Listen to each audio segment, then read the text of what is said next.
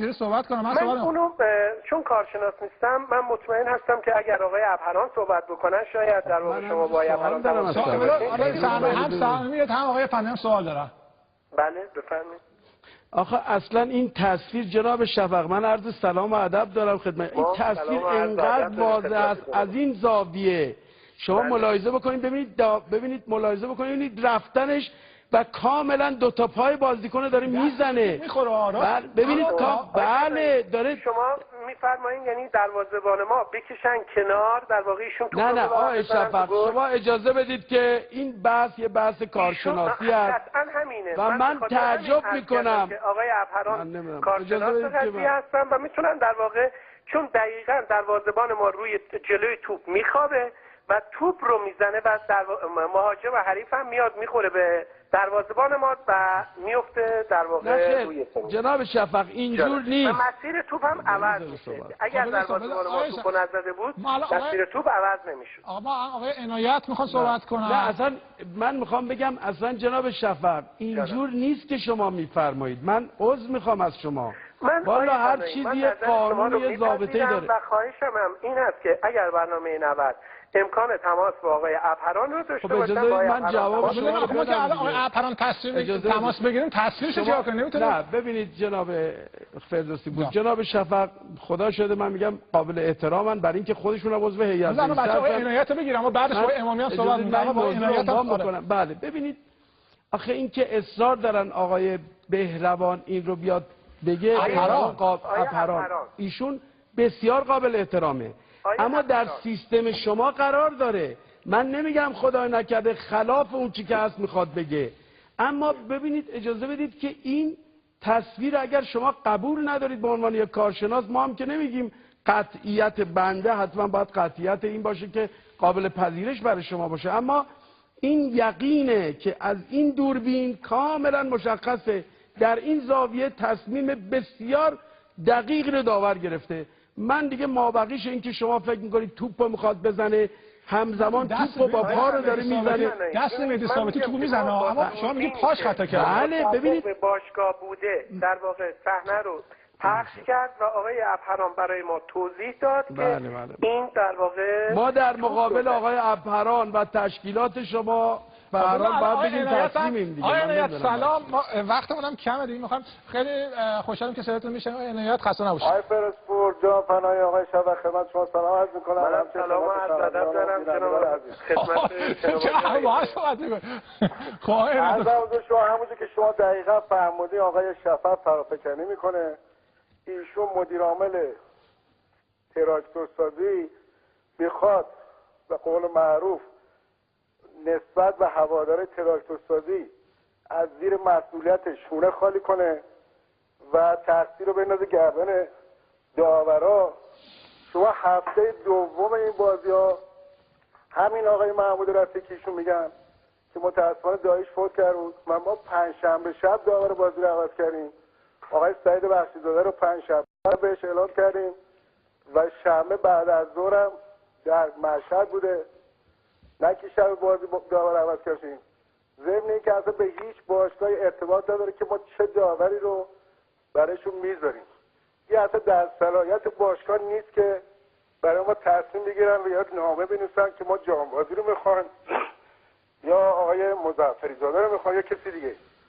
الان همینجوری که ایشون میگن که همون داوره که برای بازی اصطلاح پرسپولیس میذارین چه برای ما نمیذارین، آقای ترکی، آقای محسن قهرمانی، آقای مسعود مرادی، آقای افشاریان، همه داوره بین‌المللی بازی‌های تراکتورسازی رو قضاوت کرد. همین آقای سعید بخشی‌زاده داور بین‌المللی ماست و جزء داوره‌ای است که امسال الیت AFC میشه و تصمیمی که درست گرفته. حالا متاسفانه این بیرون کشیدن هم بودار است که حالا بعدا ثابت خواهد شد که این بوش اون وقت یعنی چیزی داره. حالا بعدا این شیطنت‌ها که اینجا کردن، بعدا این وظیفه کمیته انضباطی و کمیته سازمان کی شیطنت کرده؟ حالا این من نمیتونم حالا چیزی، ولی این مسئله عمدی بوده، بیرون کشیدن تیم احساسی هم نبوده.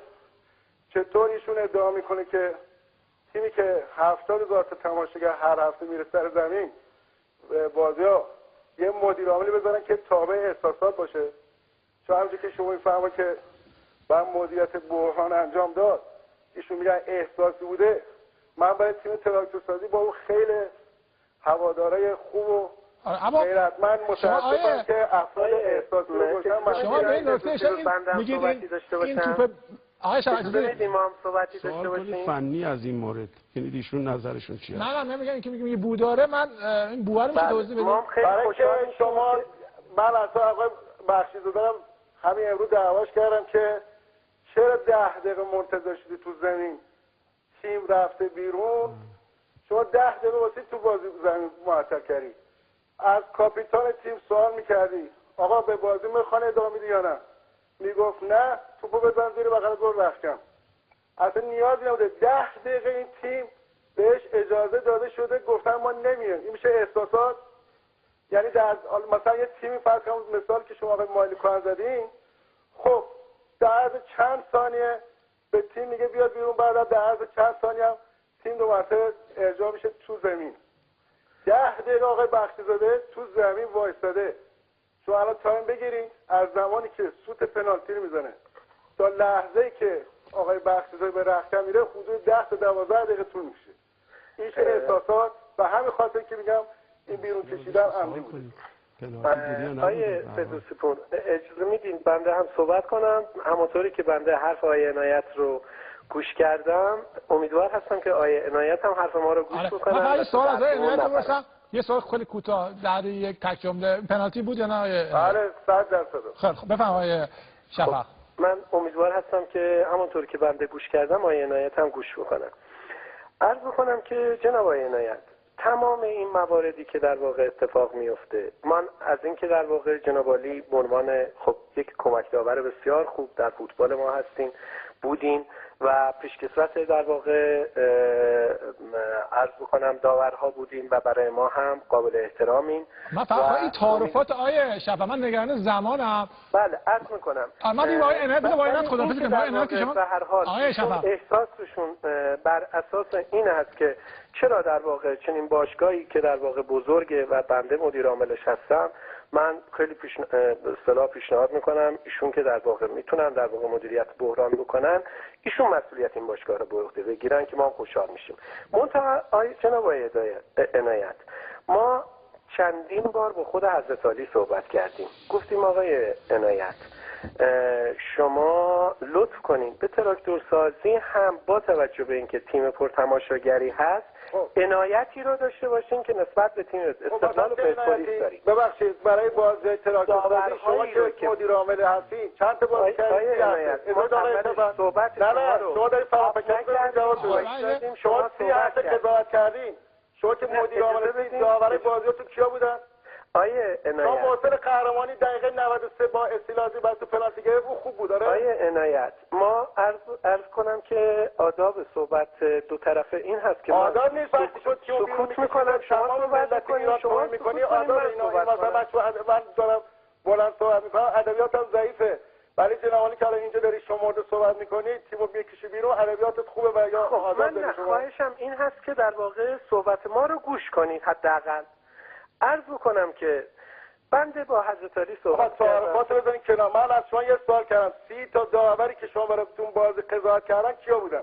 آقای عنایت اجازه بدید من صحبت کنم. تعارف مگه نمیگه همون داوری بزنید که برای بازی استقلال پس آقای مسعود مرادی امسال 3 دفعه واسه استقلال قضاوت کرده، هر 3 دفعهش استقلال باخته.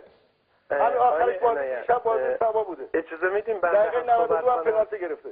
آقای عنایت اجازه میدین ما مثلا در بازی استقلال تهران با استقلال اهواز مسعود مرادی که قضاوت میکرده تیم استقلال تهران باخته، ما تا ابد مسعود مرادی آقای شفق آقای شفق خواهش می‌کنم آقای شفق سریعتر ایشون میگن که با داوری برای ما بزنین که برای آقای جهان بازی آقای شفق در فصل 88 بنده هم صحبت میکنم من خواهش میکنم که آقای جهان بازی آقای من خواهشم یه نفر صحبت کنه چون این بینندگان سرمان که سرسام گرفتن آقای فنایی بچه ما همینجا سرسام دیگری هم به سر میبرن تهیه کنندگی سینما انجام میدن داور فوتبال ما رو نمیشناسن. آقای جهان بازی در فصل 88 4 تا بازی استقلال و 4 تا بازی پرسپولیس رو قضا کرده و رکورددار قضاوت بازی‌های سرخابی بوده در فصل 87 88. خب برای بازی ما با ملوان که های جان بازی در چه هفته بوده؟ در بازی ملوان در چه هفته بوده؟ خب شما مدیر آماراتی چه هفته بوده؟ آیا نه اجازه میدیم بنده هم صحبت کنم؟ من میخواید من رک داریم با شما صحبت میکنیم. من رک میخوام با تو صحبت کنم. اجازه بدیم ما صحبت کنیم ما میگیم اگر وسط حرفمون نپریم ما در واقع صحبتمون ادامه خب من خواهشم